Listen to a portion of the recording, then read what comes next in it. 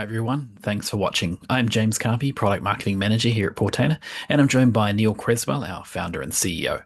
In this session, we want to talk about something that's changing fast inside every organization. AI coding tools have turned people who've never written production software into people who ship working applications. Your finance analyst, your ops lead, your marketer, they're all building apps now. That is exciting, but it lands squarely on your plate as the platform team. So today we're going to show you how you can say yes to that wave without giving up an ounce of control. So let's get into it. There are two forces at work here, and they're pulling against each other. On the left, the vibe coding wave. AI tools have created a whole new class of developer, and this population has grown faster in the last 18 months than traditional developers grew in a decade. These people are producing real applications, and they want to deploy them. On the right, your mandate, which has not changed one bit. Keep the infrastructure stable, secure, and governed. Same defaults, enforced policy, RBAC, corporate identity. None of that goes away just because the person filling the request used AI instead of writing the code by hand. And here's the question worth sitting with. Has a non-engineer submitted a deployment request to your team in the last 6 months? For most organizations, the answer is already yes, and it's only going to become more common. So here's how this session is structured. It comes in two parts. The first part is the business case and the architecture. If you're a CIO or a CISO, this is really your portion. The problem we're solving, how Portainer Business gives you the governance foundation, and how Portainer-Run sits on top of it as the deployment layer. The second part is a live demo where Neil and I get hands-on and show you exactly how this works in practice. If you want the proof, that's where you'll see it. Let me make the problem concrete because I think a lot of you will recognize it. Someone in the business builds an app. It needs to talk to an internal database, but the AI tool they used runs in its own cloud, and that cloud cannot reach inside your firewall. So they file a ticket. Your team is already stretched, and that ticket sits in a queue for a week. Everybody loses. The builder is blocked, and you're buried. So why can't they just use the usual tools? Platforms like Heroku, Vercel, and Render make deployment easy, but they host on their infrastructure, not yours. And the moment the app needs to sit behind your firewall, they cannot help. No-code tools let people build simple workflows, but they were never meant to deploy real applications onto infrastructure you control. There is a gap right in the middle, and that gap is exactly where Portainer-Run lives. Consumer-grade ease running entirely on your own infrastructure under your own governance. And this isn't hypothetical. The data backs it up. Gartner projects 40% of internal tools at large enterprises will be built with vibe coding by 2029, up from under 10% today, and that by 2027, nearly a third of application security exposures will come from prompt to app development with no governance in place. Now look at how ready teams actually are. In a June 2026 Retool survey of over 300 CIOs, CTOs, and CISOs, 93% said they are concerned about vibe-coded apps in production. 59% couldn't even confirm whether they'd already had an AI-caused incident. Only 8% called their governance strong, and just 5% were confident that they can see every production tool they're running. The demand curve and the readiness curve are pulling apart, and Gartner names the reason, the prototype to production gap.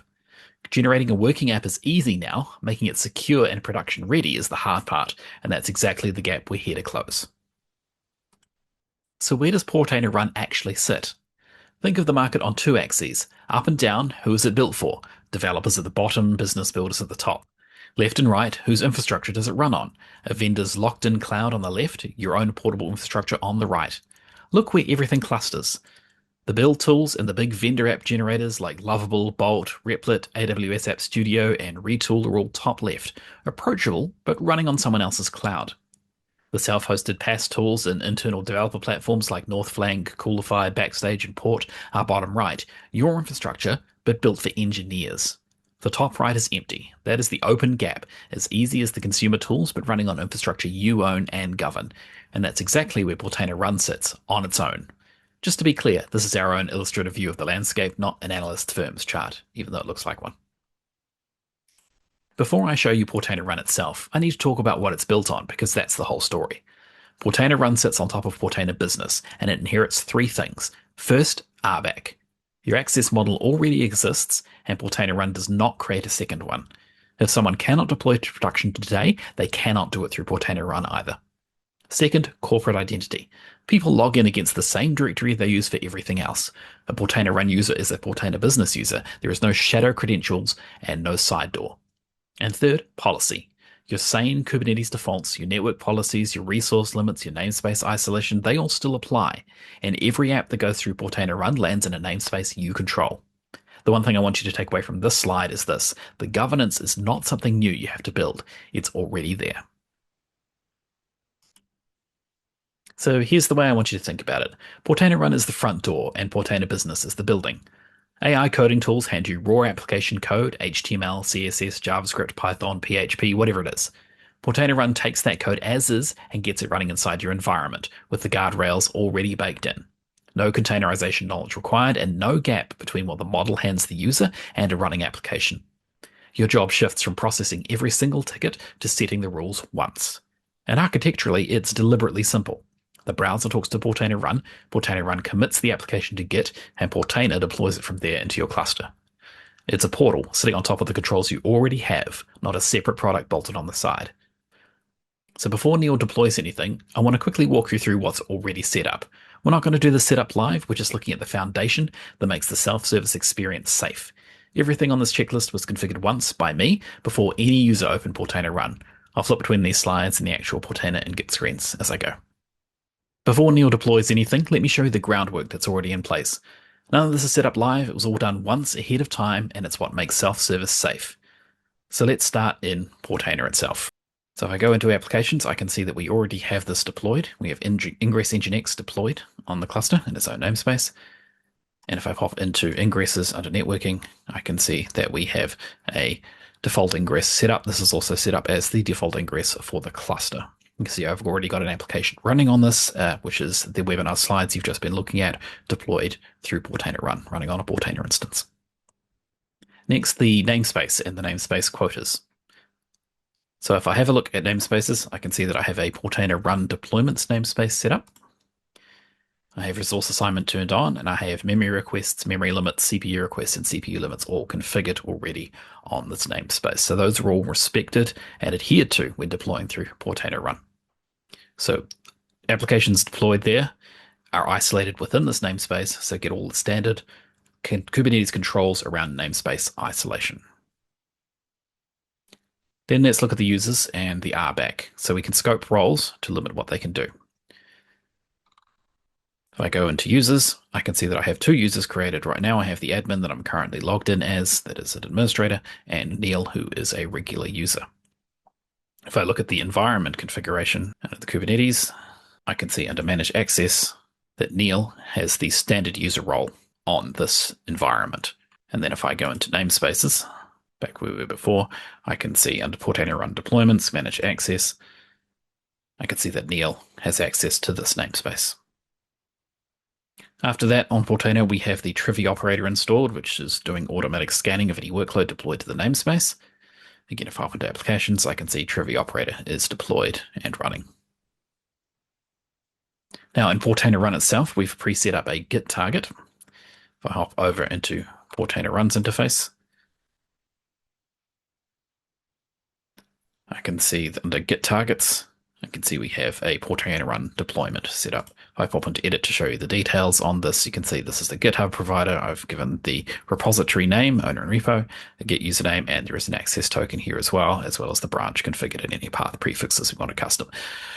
The other point here is the shared target checkbox, which means that it is visible to other users besides the admin user that I'm currently logged in as. And I can do a test, and it will test the connectivity. It says it's available with read, write, admin permissions, and collaborator API check. So in Git itself, we have a few additional things set up. So I hop over to the Git repo that I'm using for this.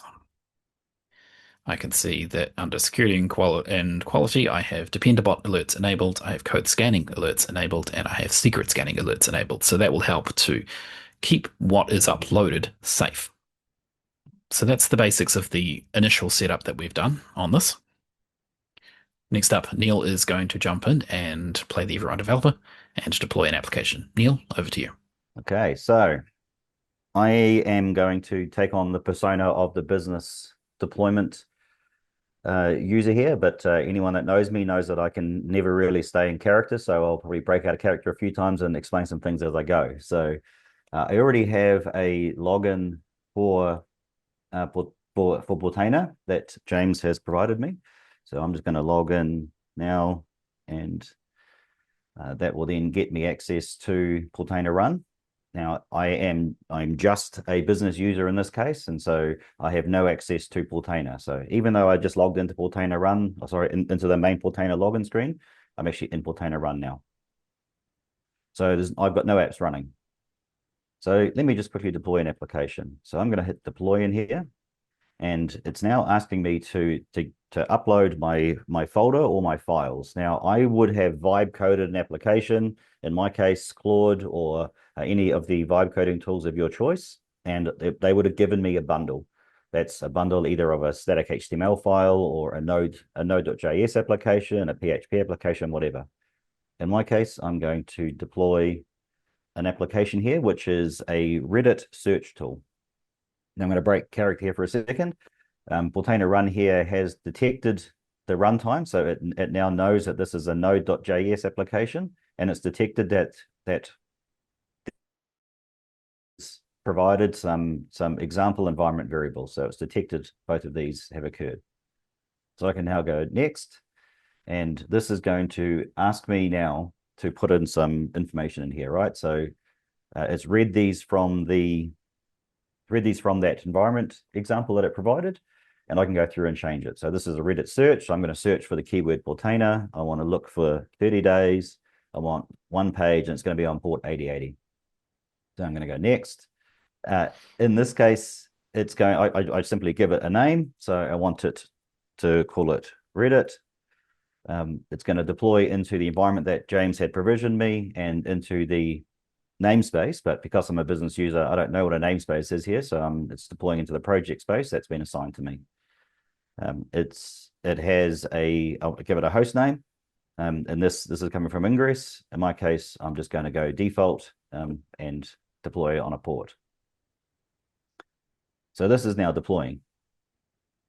Now behind the scenes, and James will show you this later, it'll actually commit my files to Git and then trigger a deployment in Portainer. Again, as a business guy, I don't know that. All I know is my application is now launching or is now deploying. I just have to wait for a few seconds, and it's now running. So as you can see here, it's now running. So I can click on launch here, and this is now going to bring up my application. It's going to search Reddit for the keyword Portainer using that API scrape that I had there. So here we go. Here's some lookups for Portainer there. So I'll close out of that, and that is my application running. Now I'm going to deploy a broken application a bit later, but James, did you want to show the behind the scenes of this one now? Yes, yes. All right. If I pop out to application, I can see, yep, here is his Reddit application here now. And I can see in the admin view, I can see that Neil deployed it. I can jump into the details of the application, see all about it. You can even see metrics and logs in here as well, but we'll cover those in a bit. If I hop back into Portainer itself now, I can see under applications, the Reddit app. So this is a real Kubernetes deployment. And I think that's key to point out here is that this isn't just an app that's running on a web server somewhere. This is a proper Kubernetes deployment that's created out of uploading some code through an interface. So the user that's uploaded that, Neil in this case, doesn't need to know that there's Kubernetes behind the scenes. It's completely irrelevant to him. But it is Kubernetes from this side, which means all the power and controls of Kubernetes are available to it. So if I hop into the application, I can see the application details as per usual within here. I can see the cluster IP that's been given. I can see the host that's been given through the ingress. I can see some of the information here around it. I can see the data persistent storage. I can see the application pods that make it up. So all of that is visible and available within that. I can see the placement, which nodes it's ended up on. So from an admin perspective, we understand in great detail, like we would any other Kubernetes application, all about it.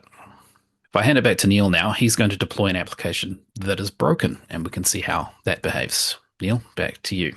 Okay, so I'm going to do the same thing. I'm going to deploy an application.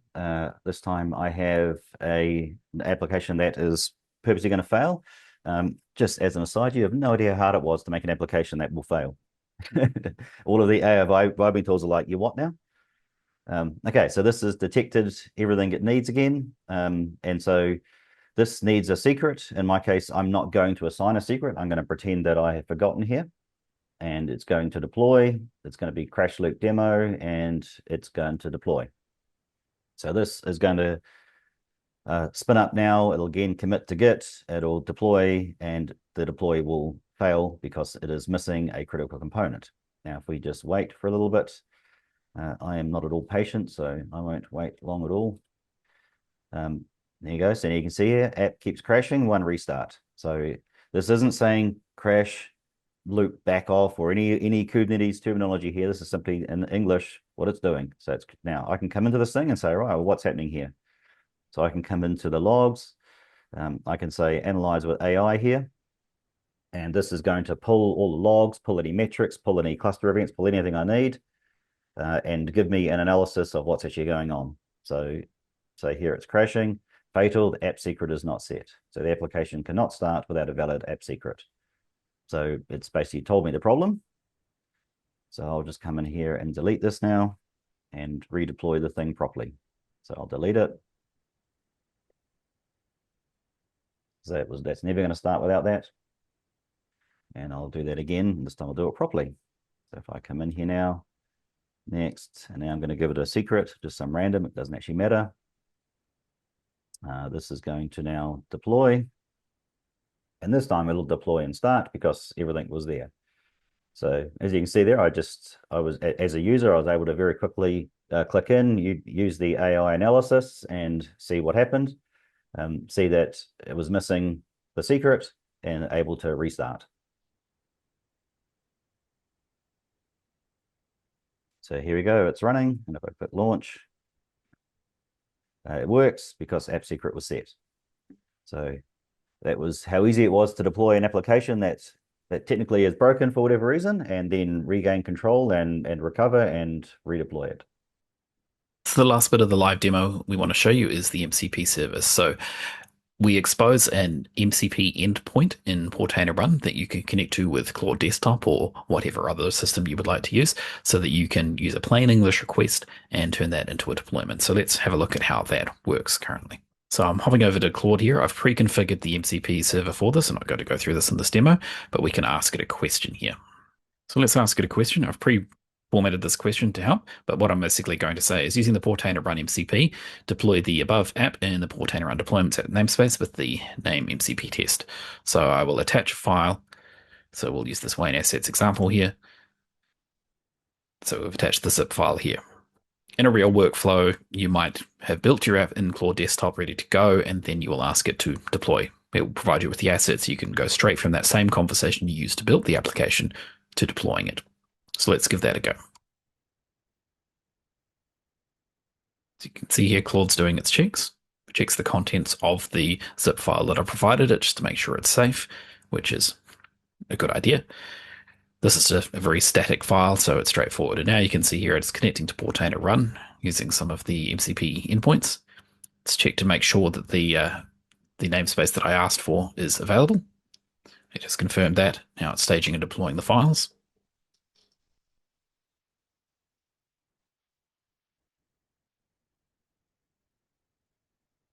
It's detected it as static Nginx, so it's now deploying it, running through the deploy app, and it has deployed successfully.